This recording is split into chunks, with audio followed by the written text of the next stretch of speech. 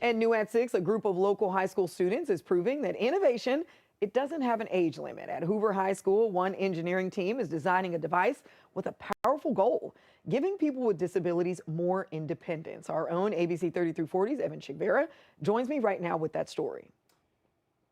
Ashanti, what began as a senior design project is now gaining national attention. It has more, and it has the potential to do even more than make headlines. It could change the lives of 60 million Americans currently living with a disability. But they are bending a lot. This is Team Liftoff, a group of students in the Engineering Academy at Hoover High School.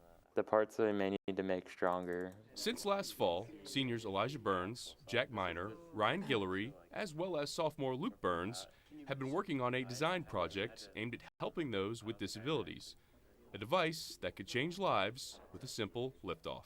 We kind of came up with the name Liftoff, just like in brainstorming, like, hey, this is something that lifts people to like new independence. This is something that gives them a new freedom. Their challenge began after speaking with both members of the handicapped community and specialists within UAB's School of Health Professionals. So when the students first approached us, they wanted, I think, a list of ideas that they could work on. And I remember we did submit a big list, and one of them I specifically championed. It was a Hoover lift that could be easily accessible to the person with the disability. A Hoover lift is a mechanical device that uses a sling to lift and transfer individuals with reduced mobility from one surface to another. While the challenge was set, the vision to execute that goal took some time.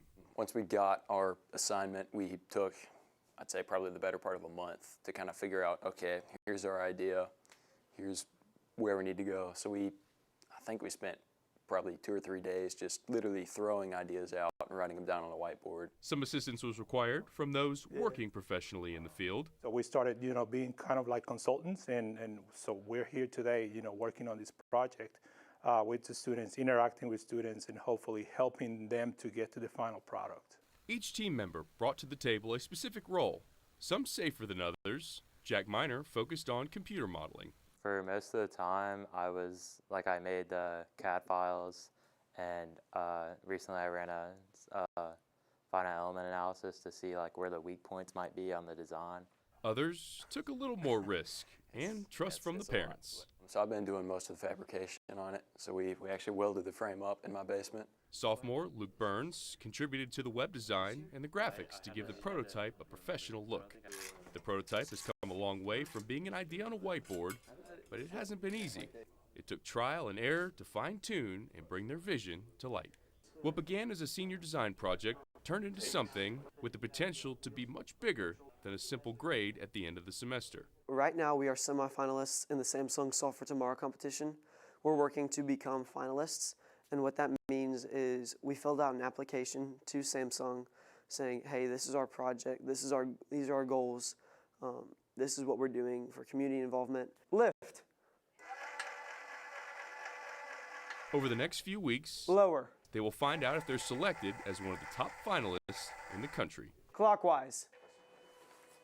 About 3,500 different teams or schools enter this competition, so just being that 1 out of 100 is a huge success. Regardless of winning or losing, the idea is something that could change lives of those with disabilities. It's great because the end goal with this is for everybody to live sustainably and to not need outside assistance, because there's definitely a peace of mind in that, having your own self-sufficient independence where you don't need to rely on other people. Seniors Elijah, Ryan, and Jack are off to college next year, but still hope to see their invention through.